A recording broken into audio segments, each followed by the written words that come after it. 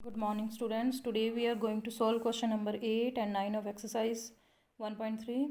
Today we will finish the exercise 1.3.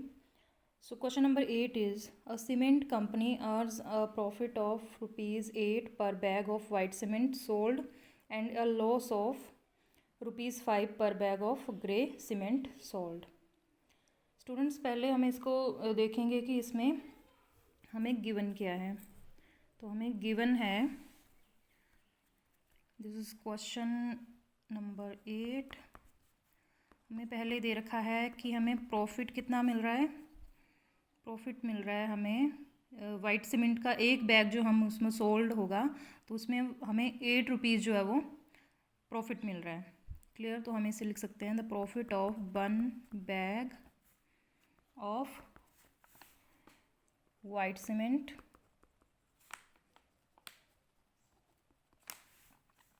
कितना profit है वो, ₹8. क्लियर. और हमें जो ग्रे सीमेंट है उसके पर बैग में 5 रुपीज़ जो है वो लॉस हो रहा है. ठीक है. तो ये हम लिखेंगे, loss of 1 bag of grey cement.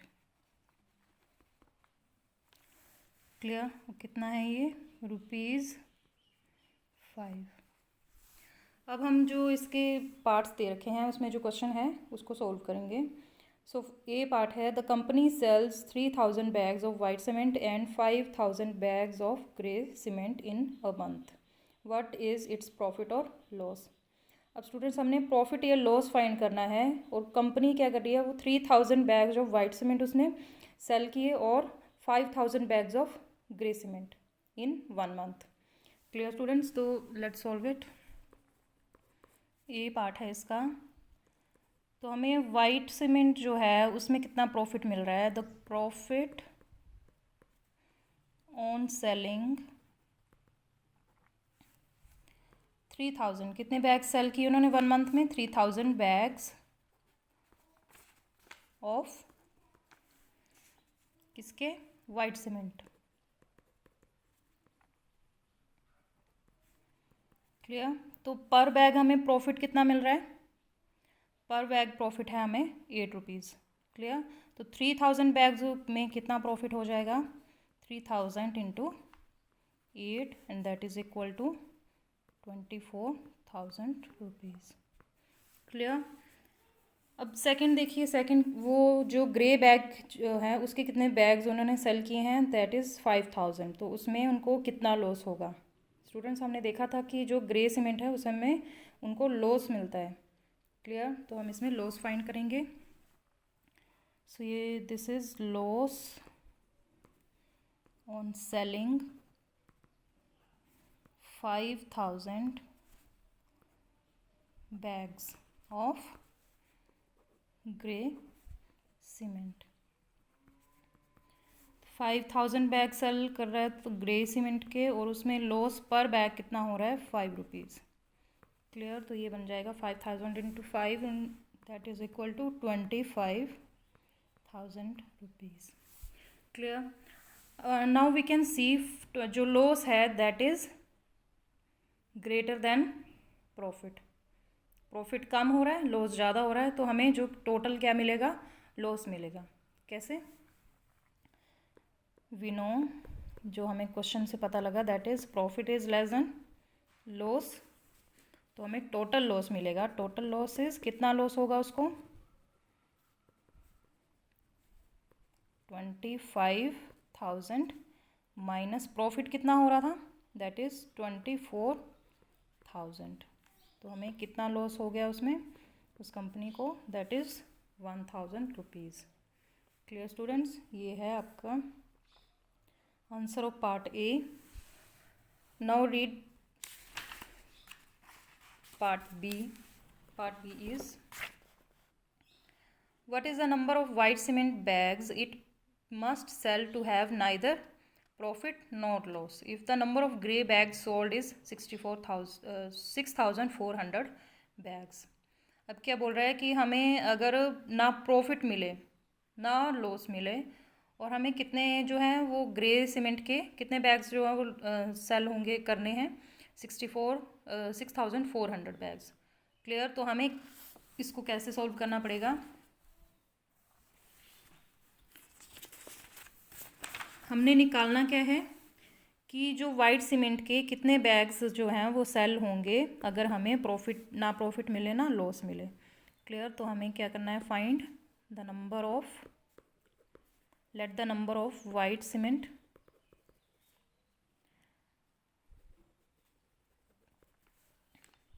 Bags, ये हमें फाइंड करने हैं कितने होंगे। तो इसको हम मान लेंगे क्या मान लेंगे, एक्स मान लेंगे इसको। क्लियर। अब number of grey cement bags कितने जो वो बेच रहे हैं, ग्रे सीमेंट के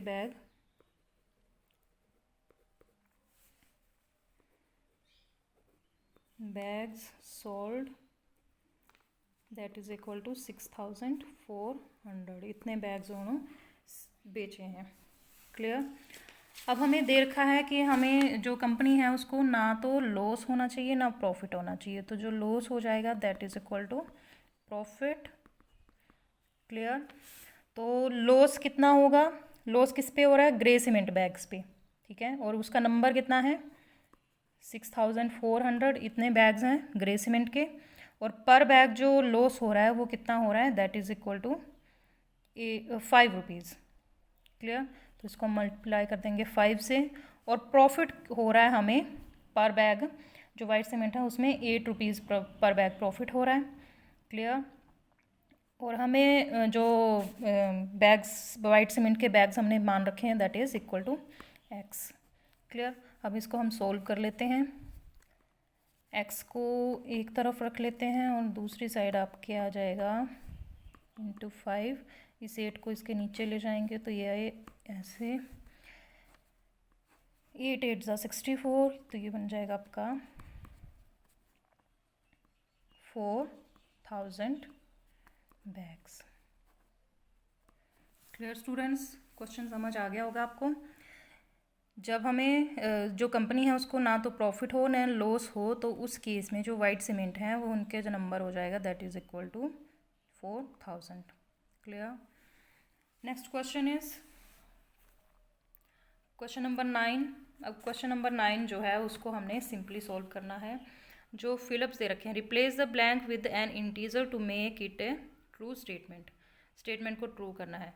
अब स्टूडेंट्स इसमें देखिए आप -3 इंटू 27, अब -3 इंटू 27, देखिए स्टूडेंट्स हमने -3 को इस नंबर से मल्टीप्लाई करना है कि जो आंसर हमें मिले 27 मिले। क्लियर। तो हमें पता है 3 9 ज़ा 27 होते हैं, पर स्टूडेंट्स इसमें हमें ध्यान रखना है कि नेगेटिव दे रखा है इंटीजर 3 जो है वो, बट 27 जो है वो पॉजिटिव इंटीजर है, तो हमने इसे एक नेगेटिव इंटीजर से ही मल्टीप्लाई करना है। तो यहाँ पे क्या आ जाएगा, ए पार्ट होगा इसका, A is equal to -3 into जो ब्लैंक है उसको हमने फिल करना है दैट इज़ इक्वल टू 27। तो ये 9 3 ज़ा 27 होते हैं, बट हमें माइनस इंटू माइनस जो है वो प्लस करना है, तो ये 9 जो है वो नेगेटिव आएगा। क्लियर। इस तरह से अपने जो ब्लैंक है उसको फिल करना है। बी पार्ट आ गया आप इसका, B part is 5 into blank is equal to -35। फिर से स्टूडेंट्स वैसे ही सोल्व करेंगे हम कि 5 को हमने किस नंबर से मल्टीप्लाई करना है कि -35 मिले, क्या होगा -5 into 7 is equal to 35, but negative sign चाहिए हमें, तो इसमें क्या करेंगे हम -7 लेंगे। तो क्लियर स्टूडेंट्स, इसको हम सोल्व कर लेते हैं। 5 into -7 is equal to -35। Clear. C part is blank into -8 is equal to -56। Students अब इसमें क्या आएगा, देखिए -8 है और -56 है, तो ये जो दूसरा इंटीजर आएगा वो क्या होगा, पॉजिटिव होगा। और यहाँ क्या आएगा, 7 8 ज़ा 56। स्टूडेंट्स तो इसको हम सोल्व कर लेते हैं।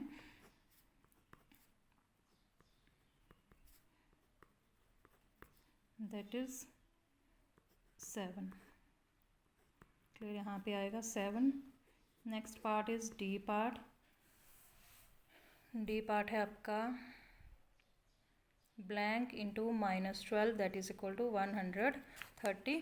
तो कितना आएगा यहाँ पे 11 इंटू 12 जो होते हैं दैट इज इक्वल टू 132। और फिर से स्टूडेंट्स ये माइनस है तो हमें जो 11 लेना पड़ेगा वो भी माइनस का लेंगे ताकि ये पॉजिटिव बन जाए। तो यहाँ पे क्या आ जाएगा आपका -11 into -12 that is equal to 132। Students इसके साथ आपकी एक्सरसाइज 1.3 कंप्लीट हो गई है। सारे क्वेश्चंस आपने अच्छे से जो अपनी फिर नोटबुक है उसमें नोट कर लेने हैं। Thank you.